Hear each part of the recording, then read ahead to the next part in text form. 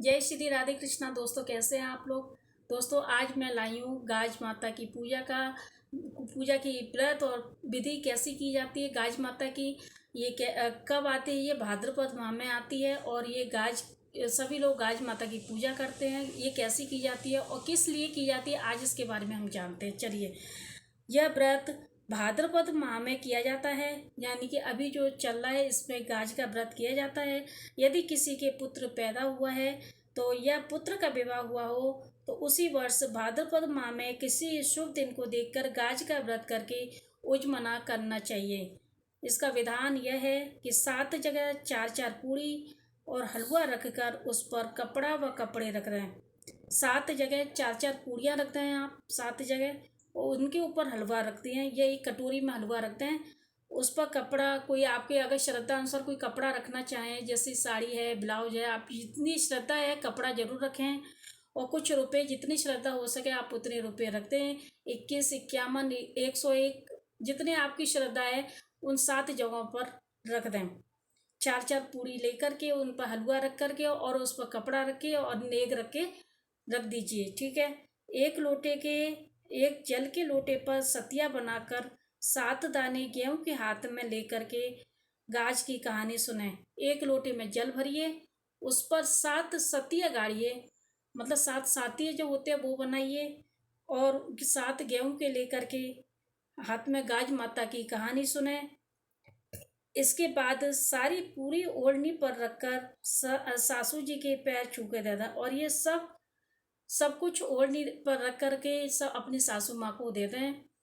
बाद में लोटे के जल से भरकर भगवान को अर्घ दें। जो लोटा भरा हुआ रखा है वो भगवान को अर्पित करते हैं, यानी कि सूरज देवता को चढ़ा दें या फिर किसी गमले में डाल दें। इसके बाद 7 ब्राह्मणियों को भोजन करा करके दक्षिणा देकर स्वयं भोजन करें।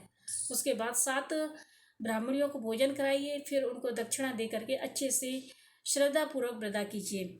इसकी कथा है, पुराने समय में एक राजा के कोई संतान न थी।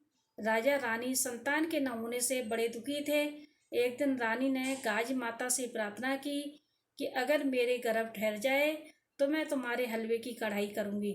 इसके बाद रानी गर्भवती हो गई और वो उनके घर पर, राजा के घर पर एक पुत्र पैदा हुआ, परंतु रानी गाज माता की कढ़ाई करना भूल गई। यानी कि उन्होंने बोला था कि मैं कढ़ाई करूँगी, यानी कि पूरी में हलवा बनाऊँगी और सभी ब्राह्मणी को जमाऊँगी, लेकिन वो रानी भूल गई थी। इस पर गाज माता गुस्सा हो गई।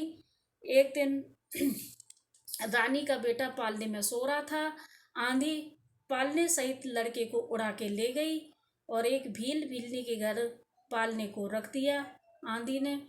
जब भीलनी जंगल से आए तो उन्हें अपने घर में एक लड़के को पालने में सोता हुआ पाया। वो बहुत खुश हुए कि हमारे तो कोई संतान नहीं है और हमारे घर पर ये पालने में बच्चा आ गया है, लड़का आ गया है।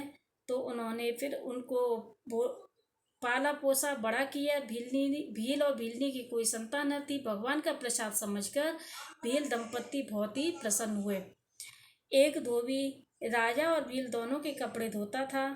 धोबी राजा के महल में कपड़े देने गया तो महल में शोर मच रहा था कि गाज माता लड़के को उठाकर ले गई। धोबी ने बताया कि मैंने आज एक लड़के को भीलनी के घर में पालने में सोते हुए देखा है। राजा ने भील दंपत्ति को बुलाया कि हम गाज माता का व्रत करते हैं, गाज माता ने हमें बेटा दिया है।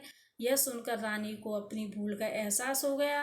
रानी गाज माता से प्रार्थना करने लगी, मेरी भूल के कारण ऐसा हो गया, और पश्चाताप करने लगी, हे गाज माता मेरी भूल क्षमा कर दो, मैं आपकी कढ़ाई अवश्य करूँगी, मेरा लड़का ला दो। गाज माता ने प्रसन्न होकर उसका लड़का ला दिया और भील दंपत्ति का घर भी संपन्न हो गया तथा एक पुत्र भी प्राप्त हो गया। तब रानी ने गाज माता का श्रृंगार किया और उसकी शुद्ध घी के हलवे की कढ़ाई की, यानी कि पूरियाँ बनाई, हलवा बनाया। हे गाज माता, जैसे तुमने भील दंपत्ति को धन दौलत तथा पुत्र दिया है तथा रानी का पुत्र वापस ला दिया है, उसी तरह से हे माता सबको धन और पुत्र देकर संपन्न करना। ये है गाज माता की कहानी। तो आप लोग भी गाज माता का व्रत कीजिए और गाज माता की कहानी सुनिए।